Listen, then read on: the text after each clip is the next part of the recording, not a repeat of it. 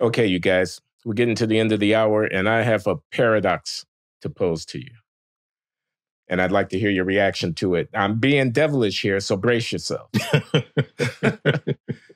The two greatest Black political figures of the last century are Barack Hussein Obama and Clarence Thomas. Obama was twice elected president of this great country with a majority of votes cast for him. Thomas is the senior member of the United States Supreme Court who's been there for decades, served long, and had an enormous impact on American law. I could go into their biographies, but I don't think I need to say much more than that. Obama's mother was white, his father an African immigrant, and he grew up in Hawaii and spent some time in Indonesia and made his way to the south side of Chicago, where I'm from eventually, but believe me, it took a long time for him to get there. Thomas is a son of the Geechee-speaking Sea Islands of Georgia, of African-American heritage, as poor as you could possibly want to get, and as alienated from the mainstream of American society as anyone could be, and has made his way to the top of government. However, whereas Obama is lionized by every Black leader that you could find who's willing to speak in public about this subject as a great historic figure, and Thomas is vilified as despicable and beyond worthy of even being discussed by many of those very same people. How do you account for this paradox? You know, there was a time when Barack Obama, prior to him running, if you listen to his speeches, he talked about the importance of marriage and fatherhood and responsibility and personal accountability. And I think for a time, those two almost converge. I mean, he was still socialist anyway, but there was a point at which they were not so far from each other. And then he became president, and then he succumbed, in my view, to what is more politically expedient. And certainly in his post-presidency, he has not done the things that really could drive our country forward. What explains it? Clarence Thomas has the courage to stand up for the convictions, the principles of this country. And unfortunately, those are under attack. They're under assault. There's no other way to put it. However, he's generally right. And he's generally right about the things that advance the interests of Black people and people of all races in our country. And so I think we're at this time of national reckoning. It's a time for choosing. You know, not to steal Ronald Reagan's line, but it's a time for choosing. Are we going to choose equality of opportunity as individuals? That's equality. Or are we going to choose equity, the absence of disparities of outcomes between racial groups? They're two very different strategies in many ways, I believe, embodied by Clarence Thomas and the Barack Obama of present day.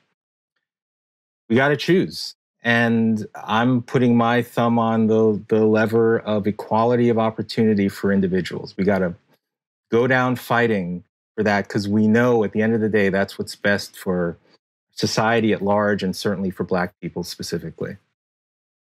Thomas has an optics problem. And I truly hate to say that it is partly his doing. There are people who would despise him regardless. But I think that he could push the needle if there were two things he had done, or maybe would do now. His silence on the court means that you don't get a piece of him. You don't get a sense of what is behind his views. You just get the views on the record, which often can look rather heartless, especially if you're not familiar with looking at race issues from many angles. And let's face it, most people aren't. Why would they be? Most of us aren't familiar with most things. But if you're used to looking at race in one way, then when you hear some of the decisions that he makes, it looks like you might think he's a terrible person when he isn't. But you don't get in the news a regular, series of quotations of things that he's asked and things that he's said, where you would get an idea at least of where he was coming from. And you might be able to see that he's not crazy. He's not malevolent. He just sees things differently. That's partly his doing. And I don't believe that the reason he doesn't talk is because he's insecure about his Gullah Creole background. I think it's any number of other things, but that silence has been a problem.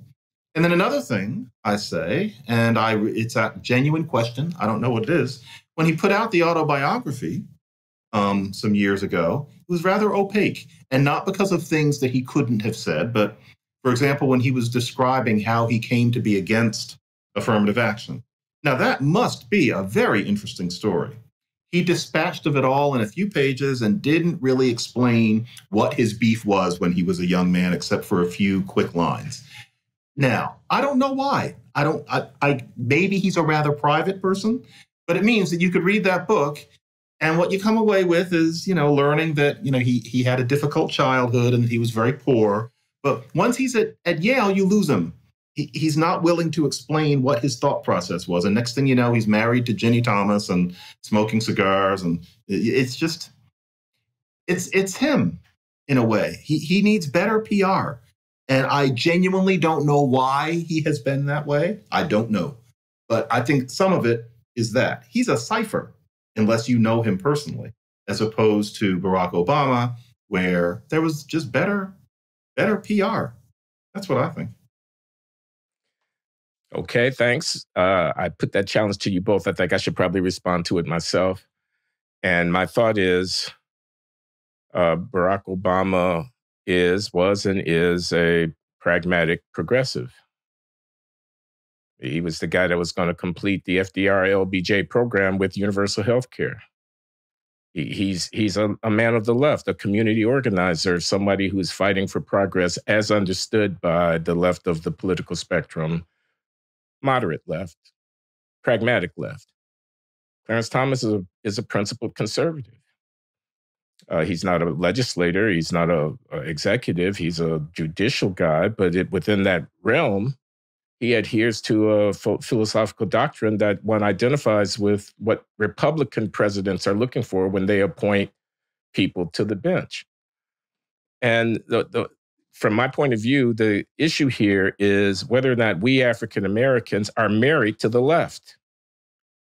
Whether or not in the essence of our striving, we have to plant our flag in a politically ideological left of center position.